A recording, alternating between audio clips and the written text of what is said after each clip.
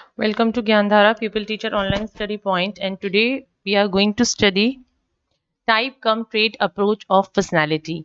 मतलब in approach के जो मतलब साइकोलॉजिस्ट थे, उन्होंने ये माना कि जो ट्रेट्स हैं, ट्रेट्स को भी एक डेफिनेट टाइप्स में, ग्रुप ऑफ ट्रेट्स को एक डेफिनेट टाइप में यूज़ करके इन्होंने इस अप्रोच को की बात करी। उन्होंने कहा कि मतलब ये थ्योरी बेसिकली आइजेंक्स ने दी थी। Eysenck's theory of personality belongs to this category and he goes step ahead to the approach adopted by R.B. Cattell. He not only mentions the personality traits for assessing one's personality but also tries to give definite personality types.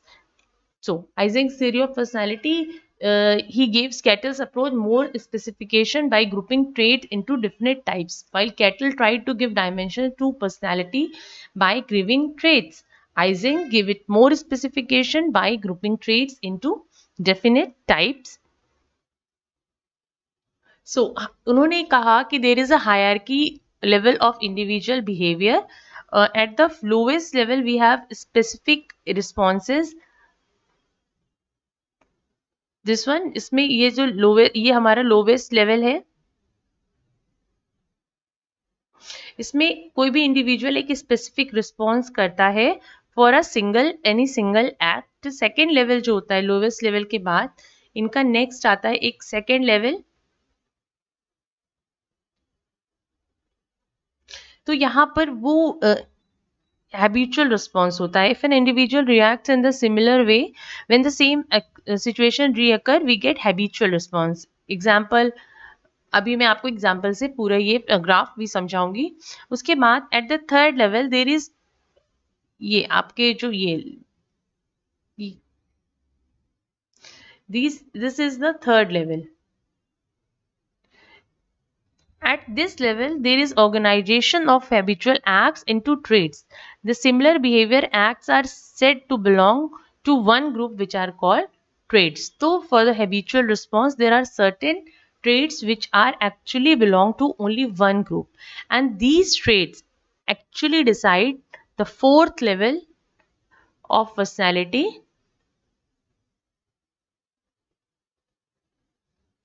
type. So these are the four individual levels of behavior organization.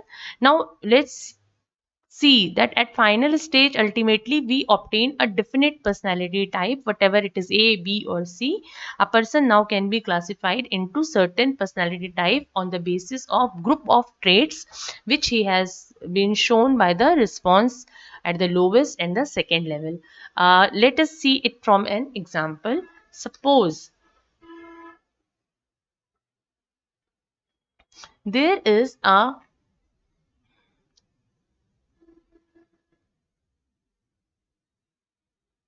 specific response, for example, blushing.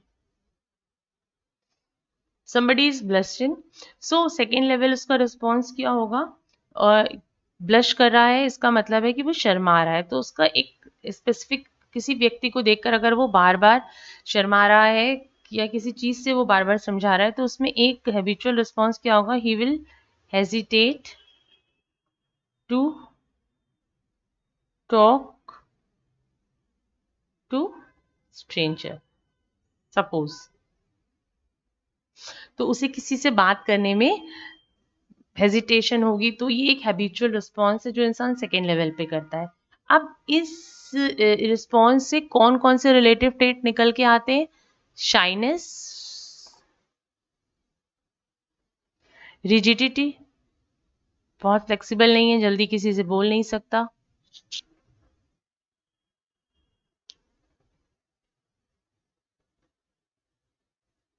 Persistence है, certain लोगों के लिए, सबके लिए नहीं, या फिर उसको इरिटेबिलिटी होती है, मतलब इरिटेट हो जाता है जल्दी।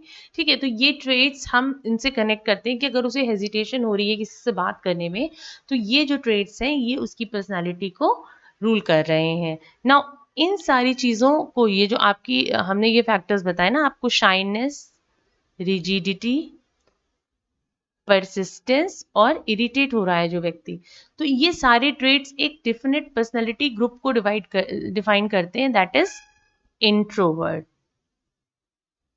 So, वो person that will definitely fall into group A personality type according to Eysenck, that is a introvert person.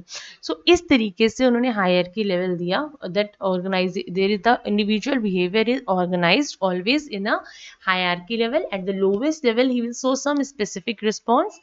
Then, at the second level, he will show a habitual response if the same situation reoccurs several times. And after that, at the third level, then we will have a organization of habitual traits, similar behavior वाले. And वो similar behaviour के जो traits हैं उनको एक group पे हम कर सकते हैं. At the fourth level, organization of these traits will give a general type of personality that can be measured. So this is the Eysenck theory of personality. Eysenck have given three main distinct types of personality, जिसे हम pen model भी कहते हैं. As you all can see from the word psychotism, extroversion and neurism, this is the pen word, PEN. ठीक है. सो हम लोग एक एक करके पढ़ते हैं. सबसे पहले बात करते हैं साइकोटिज्म की. साइकोटिज्म, इसमें इन्होंने दो टर्म्स बताए जिनकी डिग्री हाई और लो होने से कुछ ट्रेट्स आते हैं.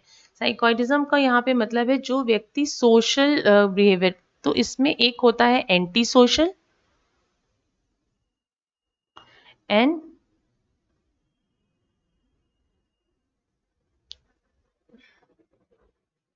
दूसरा लेवल होता है सोशल. सो अगर साइकोटिज्म की डिग्री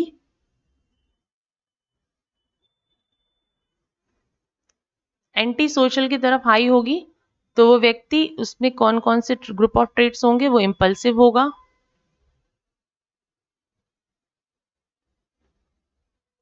ईगोसेंट्रिक होगा,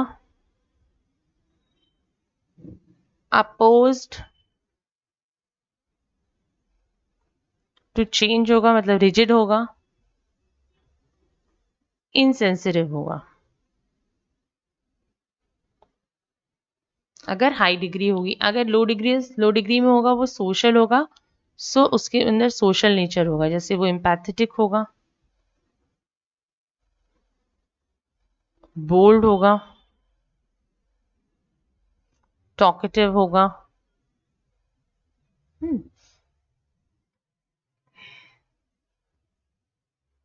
इजी गोइंग होगा. सो ये ग्रुप ऑफ ट्रेट्स अगर आएंगे तो उसमें सोशल ट्रेट ज़्यादा होंगे और हम उसको साइकोटिज्म की हायर डिग्री या लोअर डिग्री में डिफ्रेंशिएट कर सकते हैं. Now second is extroversion. Extroversion extroversion लोग जो होते हैं या तो वो एक्सट्रोवर्ट होते हैं या फिर वो इंट्रोवर्ट. इन्होंने दो टाइप में बांटा, या तो वो एक्सट्रोवर्ट होंगे पर्सनालिटी में या वो इंट्रोवर्ट होंगे. हाई डिग्री में एक्सट्रोवर्ट, लोएस्ट डिग्री में वो इंट्रोवर्ट. जो भी डिग्री ऑफ ट्रेट्स उन्हें ज़्यादा दिखेंगे. जैसे जो एक्सट्रोवर्ट होते हैं वो सोशली एबल होते हैं, ऑप्टिमिस्टिक होते हैं,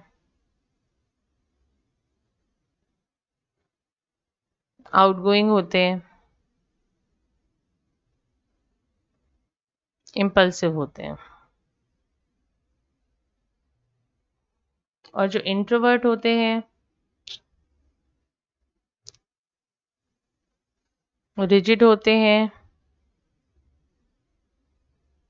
एंटी सोशल होते हैं,